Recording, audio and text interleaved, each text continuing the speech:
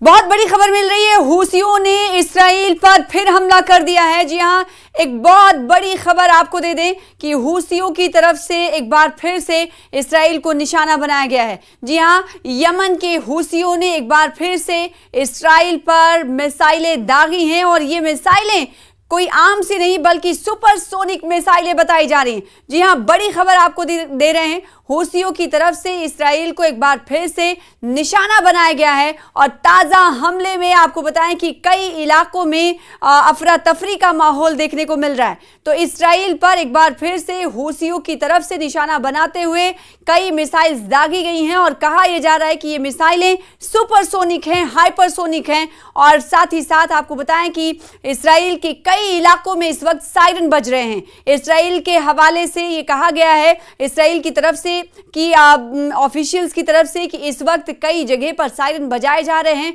क्योंकि लोगों में खौफ व दहशत है। और एक बार फिर से होम फ्रंट कमांड की सलाह दी गई है, यानी लोगों को सुरक्षा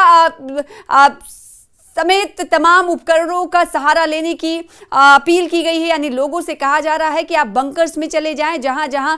पर आपके छिपने के लिए और अच्छी व्यवस्था है वहां पर आप रहें, मोहतात रहें। ये इस्राइल में इस वक्त चल रहा है। तो बड़ी खबर आपको बता रहे हैं कि यमन के हूसियों ने एक बार फिर से मिसाइलें दागी हैं और इस वक्त इस्राइल के कई जगह पर सायरन बजाए जा रहे हैं और ये सायरन बार बार बजाए जा रहे हैं क्योंकि ताकि जो लोग हैं वो सतर्क रहें, मोहतात हो जाएं और इस वक्त अपनी सुरक्षा को, अपनी सिक्योरिटी को उनकी तरफ से भरपूर तरीके से देखा जाए, इसलिए सायरन बजाए जा रहे हैं। और हूसी ऐसा कहा जा सकता है कि मान नहीं रहे हैं, लगातार इस्राइल को उनकी तरफ से निशाना बनाया जा रहा है। आपको बताएं कि IDF यानी इस्राइल डिफेंस फोर्स की तरफ से कहा गया है कि यमन ने, जी हां, ये हम ऐसे ही नहीं बल्कि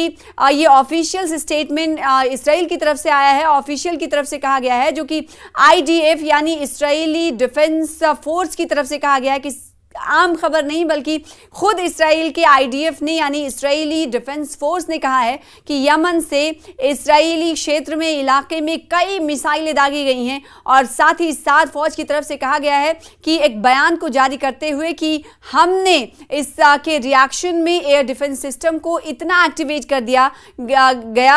हमारी तरफ से ताकि इस हमले को नाकाम कर दिया जाए। ये कहना है इस्राइल की सेना का, इस्राइली फौज का। तो इस्राइली फौज हालांकि ये दावा कर रही है कि यमन के हूसियों की तरफ से जो टारगेट किया गया है, इस्राइल पर टारगेट किया गया है, हमले किए गए हैं, जिसकी वजह से इस वक्त सायरन बजाए जा रहे हैं, लोगों में खौफ व दहशत है। और साथ ही साथ इस्राइली सेना की तरफ से, फौज की तरफ से कहा गया है कि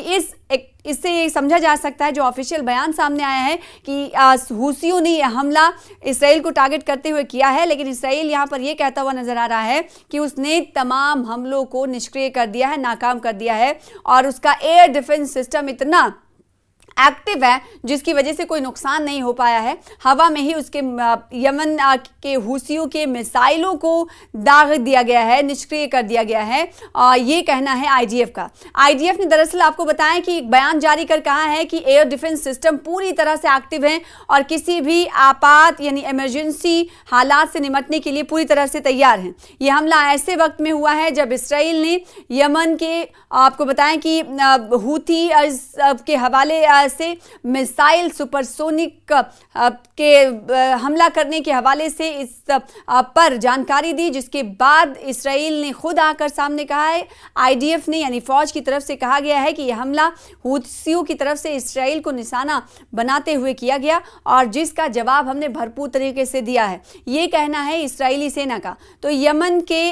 ईरान के हिमायती हूसियों ने इससे पहले क्या क्या हुआ है एक एक करके आपको जानकारी दे दें, इत्तलात दे दें, क्योंकि आपको मालूम है कि लगातार यमन के हिमायती हूसी लगातार इस्राइल को टारगेट कर रहे हैं और किस वजह से कर रहे हैं आपको मालूम है। इस वीडियो के जरिए ये भी हम बताने की कोशिश करेंगे। इससे पहले आपको बताएं कि यमन के हूसियों ने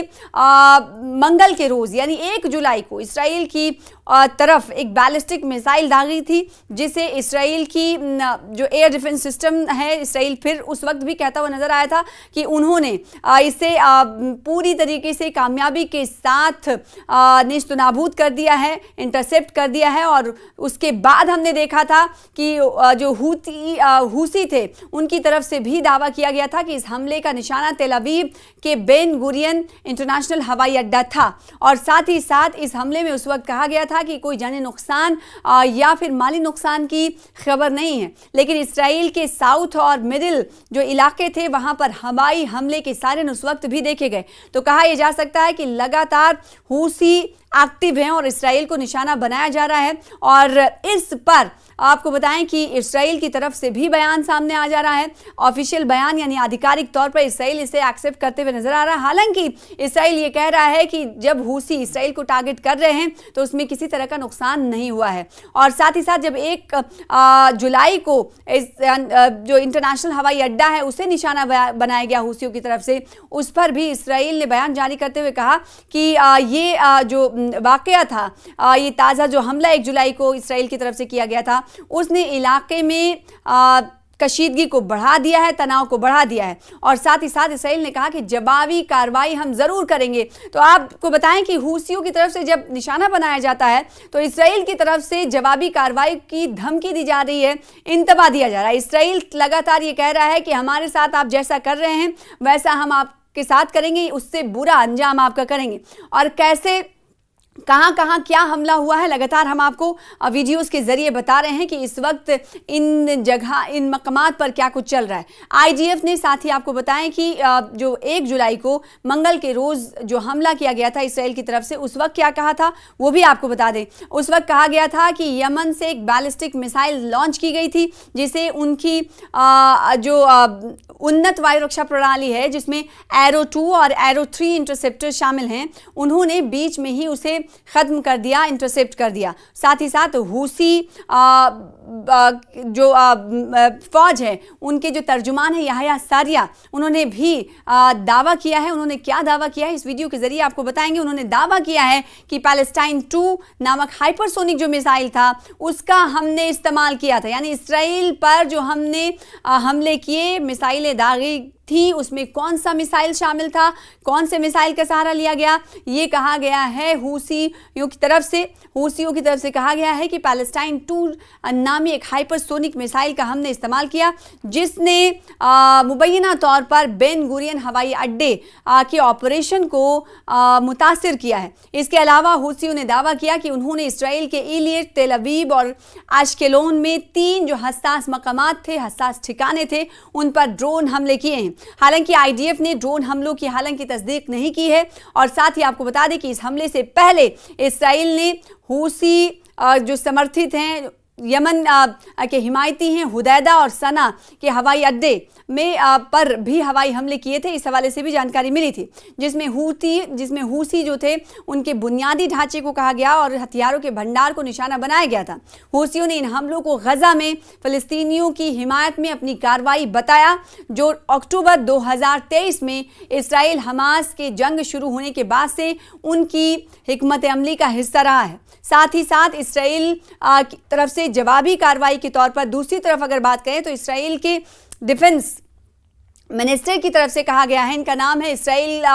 कार्ड्स, उन्होंने कहा है कि हमले के बाद कड़ा रुख अपनाते हुए कहा है, चेतावनी दी है कि हमने तेहरान में सांप के सिर पर अटैक किया और अब हम यमन में भी हूसियों पर कार्रवाई करेंगे। तो यानी हूसी इसराइल को अगर निशाना बना रहे हैं तो इस तरह का बयान इसराइल की तरफ से आ रहा है। डिफेंस मिनिस्टर की तरफ से कहा जा रहा है कि